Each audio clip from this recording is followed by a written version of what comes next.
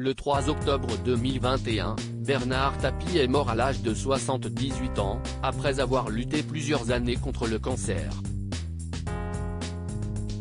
Ce 12 janvier est paru aux éditions Michel Lafon, l'autobiographie de son fils Stéphane, l'un des deux enfants qu'il a eu avec Michel Layec, intitulée Comment te dire au revoir.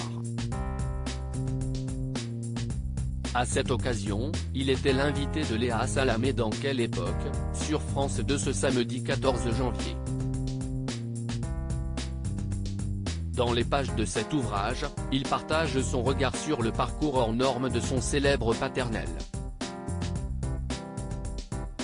Sur le plateau du talk-show, le fils de l'inoubliable magnat est revenu sur les difficultés financières actuelles rencontrées par l'épouse de Bernard Tapie, sa veuve Dominique, qui vit avec 800 € par mois, mais aussi sur les derniers mois de son père. L'occasion de rappeler que quasiment jusqu'au bout, Bernard Tapie a pensé pouvoir vaincre ce cancer. Jusque juillet, 2 mois avant sa mort, Bernard Tapie est resté persuadé de sa guérison, selon lui.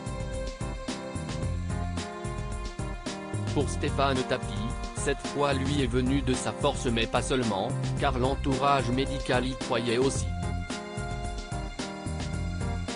Mais en même temps, tout le monde en était persuadé. Même ses oncologues au départ. Ils lui disent, t'as fait d'autres combats que tu as gagnés. Celui-là, tu vas le vaincre, sans problème. Et tout le monde lui a raconté ça.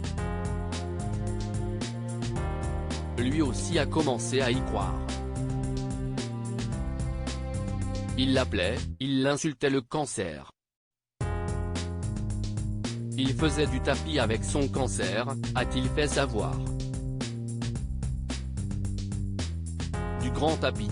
Un vrai soutien pour la veuve Dominique. Son fils Stéphane Tapie n'a de cesse de lui rendre hommage.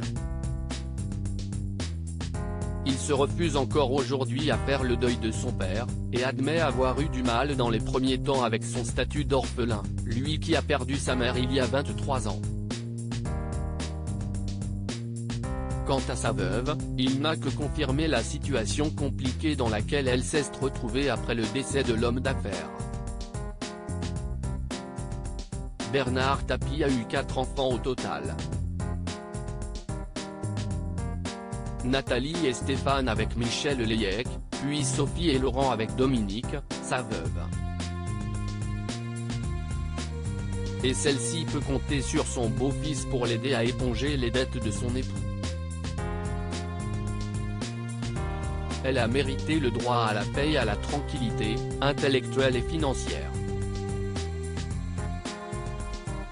Si mes frères et sœurs ont eu raison de refuser l'héritage, j'ai, pour ma part, demandé un inventaire car il est hors de question qu'elle pâtisse de tout ça, seule, avait fait savoir Stéphane Tapie. Elle est une sainte à mes yeux.